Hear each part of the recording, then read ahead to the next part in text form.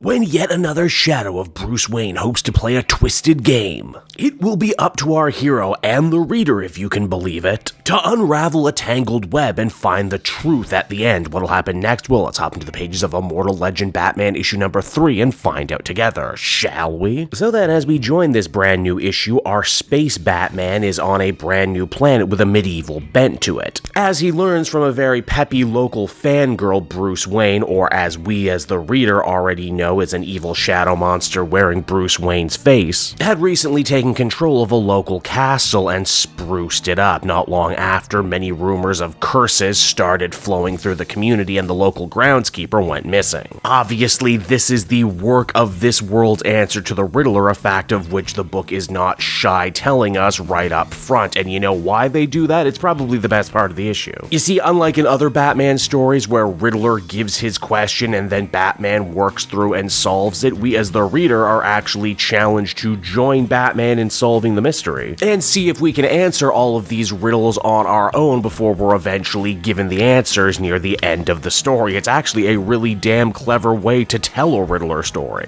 Of course, no escape room of death style puzzle would be complete without an innocent life on the line. Caden the groundskeeper has been rigged with a series of bombs, and the only way that Batman will disarm them is if he can conquer the unique puzzle inside 3 rooms before eventually moving on to a showdown with the Riddle Man himself. And why yes, because we already know the shadows represent darker sides of Bruce Wayne's own persona, all of these different riddles relate to his past. So, you know, not only are we getting a fun puzzle, but we're also getting some insight into this Bruce Wayne and what makes him unique from other versions of the characters. For starters, he was always a fan of mystery literature, specifically the works of Detective Chimp, who in this world is actually an author. It was through Detective Chimp's books Bruce learned that sometimes the real answer to the question is in the very place where the question asker doesn't expect you to look. Case in point, this massive portrait featuring a very imposing Immortal Legend Batman. As you can see, the sides have their own green symbols on them. I play a lot of video games and actually got this one pretty easily. The symbols act as coordinates. The coordinates lead you to letters, which end up spelling the word untruth, which is the answer to the question, which when entered into the computer wins the game. Now, the next room also comes packing a little flashback to Bruce's time with his father Thomas, who in this universe is also a very well-respected and very busy doctor. So busy, in fact, he often ends up neglecting little Bruce and pawning him off on the robot butler Alfred. Still, though, Thomas is resolute in trying to teach his son that all lives are important and that everyone counts. And wouldn't you know it, once seeing his father's old stethoscope hung up on the wall, that gives Batman exactly the insight he needs to tackle the next puzzle. A series of statues, each corresponding to shadow attacks all over the known universe, with planets, many of which just so happen to be named after famous cities in the DC universe. Once again, there is both a letter and number aspect to this puzzle, which honestly got me pretty lost pretty quickly. Essentially, what Batman has to do is add up the casualties of all of these different alien attacks. From those numbers, get a letter, and from those letters, assemble a word, that word being rainbow. All of this leads us to the third and final room, wherein Bruce is treated to yet another flashback, this one easily the darkest, to his time training under Roger Elliott. Much like in the main universe, the Elliots knew the Waynes, and seemingly when Martha and Thomas died, Roger took Bruce in and trained him in the ways of the Immortal Batman. His methods, though, were pretty damn brutal, like letting young Bruce get handcuffed and have the crap kicked out of him by inmates, in hopes to teach him that the price of progress is always blood. And yes, blood is the secret to solving the next puzzle, as we have a room of portraits where a hologram recreates the Wayne's murders. The trick here is actually pretty straightforward compared to the other rooms. Bruce has to follow the trail of blood to a portrait that says the word conflux. With the final room conquered, Caden the groundskeeper will be safe, meaning that Immortal Legend Batman can finally have a showdown with the Riddle Man himself, and it's here where things get really interesting, like a lot of Riddler stories. Each smaller puzzle was actually part of a much bigger riddle, in this case a very literal 4-sided riddle box, whose true meaning is only actually deciphered when you end up getting letters from each of the 4 previous answer words and rearranging them to eventually spell truth in box. But what is the truth? What is the thing that the Riddle Man has been after this whole time? And that, let me tell you, is actually the most interesting part of this character by far. You see, this Riddle Man knows that he's a shadow, knows that he is merely a reflection of the real Bruce Wayne. This revelation has sent him into a real metaphysical tailspin wherein he is essentially questioning his existence and everything. He also wonders if this Immortal Legend Batman who has come after him is himself just a shadow. One who is perhaps also afflicted by the same terrifying, crippling need to know. Of course, this Batman actually is the real deal, genuine article, and because of that, he doesn't fall for what is clearly, obviously an exploding box trap. One that when it goes off, it ends up revealing the Riddle Man's true, horrifying, monstrous shadow form. Hell, the Riddle Man not only knows he's a shadow, but he's also aware of the other shadows too, making reference to the brute that is obviously Bane, the deceiver who is obviously Two-Face, but also a scientist.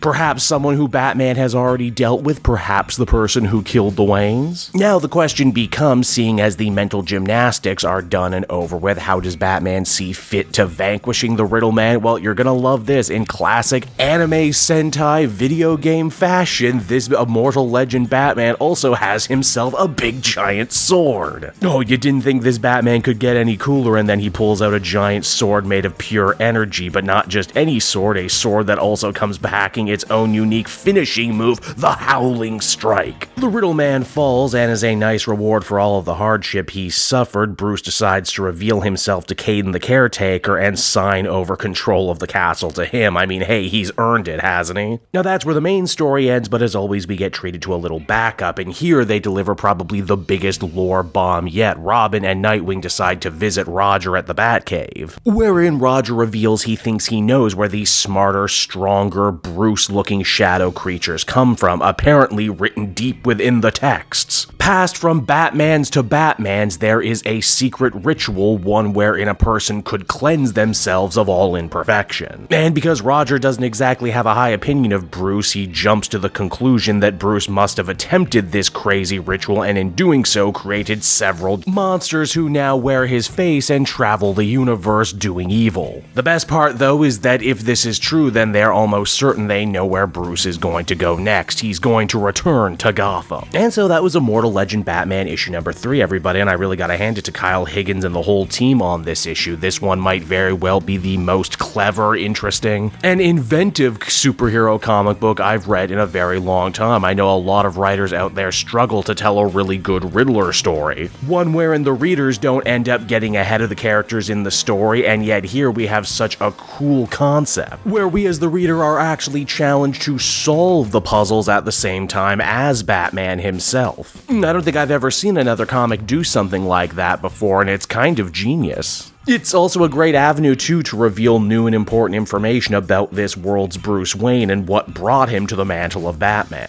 In here, we see the portrait of a man who desperately tried to master himself, to master his abilities, and yet in doing so ended up literally giving life to his worst aspects. Doing a truly human, truly fallible take on Batman is always difficult, but it's something that Kyle Higgins has always excelled at, and it's yet another reason why I'm super invested in this new universe and new status quo. Overall, I think I'd feel comfortable giving this one an 8.5 out of 10. This is definitely going to be one of those issues that sticks with me for a long time moving forward, and I hope it does for you as well.